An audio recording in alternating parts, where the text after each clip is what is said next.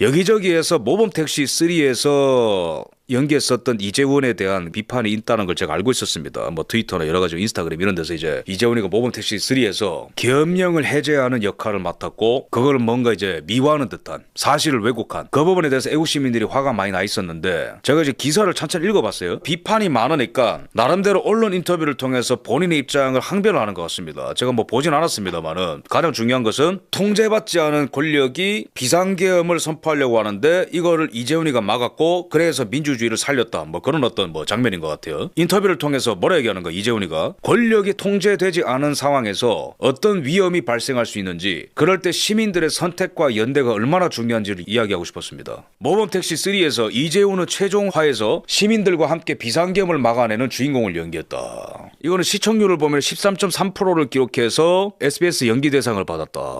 극적 허구를 바탕으로 한 이야기지만 우리가 사는 사회와 완전히 동떨어진 이야기는 아니었다. 드라마가 제작되기 전인 2024년 사회적으로 큰 사건들이 있었고 현실을 살아가는 각자의 시선에서 그 상황을 생각했을 것이다. 시대적 고민이 작품에 녹아든 것 같다. 제가 이재훈에게 물어보겠습니다. 시대적 고민이 작품에 녹아들었다 라고 항변했고 권력이 통제되지 않는 상황에서 어떤 위험이 발생할 수 있는지 거기에 대해서 얘기하고 싶었다. 이런 내용인 것 같아요. 이재훈에게 묻는다. 통제되지 않는 권력과 위험은 무엇인가? 당신이 인식하고 있는 통제되지 않은 권력과 위험이라는 것이 만약에 비상계엄만 인식하고 있다면 이재훈 당신은 외눈박이입니다. 제가 질문하겠습니다. 31번의 탄핵은 통제되지 않은 권력에 해당합니까? 아니면 민주주의에 해당합니까?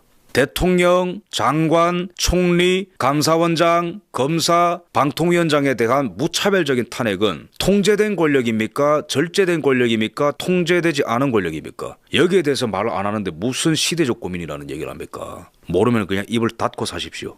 여러분 87년 체제 이후에 개헌된 헌법이 이 나라 제도를 어떻게 바꾸었는가? 그것은 대통령의 권력보다 국회의 권력이 훨씬 더 막강하다는 것. 대통령은 비상계엄 선포하는 즉시 내란이 되는데 왜 31번의 탄핵에 대해서는 정치적 법적 책임을 못 묻는 거죠 우리가? 그 자체가 87년 체제 이후에 개헌된 헌법이 국회에 무제한적인 권력을 선사했다라는 거예요. 대통령은 중임이 안 되는데 국회의원들은 1선, 2선, 3선, 4선, 5선, 6선까지 합니다. 바퀴벌레 같은 수십 년 된 국회의원들이 여의도에서 사라지지 않고 남아있어요. 이 나라는 국회의 나라입니까? 대통령의 나라입니까? 응답하라 이재훈. 두 번째 질문. 우리 서해 주권을 말 한마디로 반띵해서 쓰겠다고 얘기한 그 이재명은 통제된 권력입니까? 통제되지 않은 권력입니까? 응답하라 이재훈. 이 나라의 헌법과 국민들은 이재명은 가짜지만 대통령에게 권력을 위임을 하고 권한을 위임할 때에 국민의 재산과 생명과 국가의 영토와 바다를 지키라고 준 거예요. 근데 그게 지 멋대로 본인이 중국한테 포로로 잡혀있다고? 본인이 중국을 섬긴다고? 우리 서해의 인공 구조물 남중국해처럼 군사시설로 변할 수 있는 그 구조물을 10개 이상이나 설치하고 있는 상황에서 희죽거리면서 반반해서 쓰기로 했다?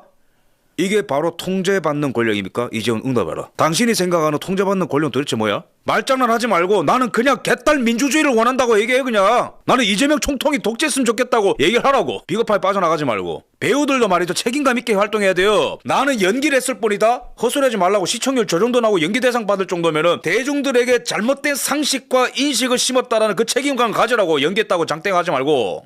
세 번째, 우리 공무원이자 국민이 바다에서 북한군이 끌고 가가지고 말이지 사람처럼 취급도 안 하고 총으로 쏴서 죽였는데 그 사건을 은폐하고 도루묵으로 만들려 하는 그 권력은 통제받은 권력이 아니면 통제된 권력이야. 지 멋대로 권력이지. 네 번째, 보안 뚫린 선관위를 조사했다고 그 국정원장을 수사하는 것은 그게 바로 민주주의냐? 통제받은 권력이 아니면 통제된 권력이야. 지 멋대로 권력이지. 선관위는 국민주권을 지키고 국민주권이 정확하게 행사돼서 국민주권에 따라서 정말로 우리가 투명한 과정과 공정성 아래에서 권력을 위임받은 공직자들이 나타났는지를 보장할 수 있는 깨끗한 헌법기관이어야 되는데 헌법기관의 지위를 갖고 단 한 번도 서버를 제공하지 않고 단 한 번도 포렌식에 응하지 않고 단 한 번도 통합선거인 명부를 내놓지 않은 그 집단이야말로 통제되지 않은 권력이 아닌가 이재훈.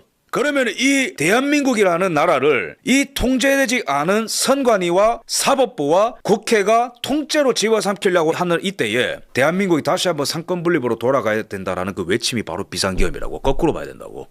알겠니? 생각이 있고 의식이 있는 연예인들은요 저한테 연락 옵니다. 물어봐요. 이거 어떻게 봐야 됩니까? 그게 맞는 거예요. 그게 책임 있는 자세라고. 왜? 내 한마디가 수백만 명 수천만 명의 생각을 바꿀 수 있는 위치인데 그 말 한마디 하는데 한 단어에 숨겨진 개념 하나에도 조심하는 분들이 있어요. 근데 너는 이렇게 싸질러 놓고 2024 때에 많은 고민이 있었으니까 그런 거는 뭐 연기했을 뿐이다. 에라이 한심한인가나.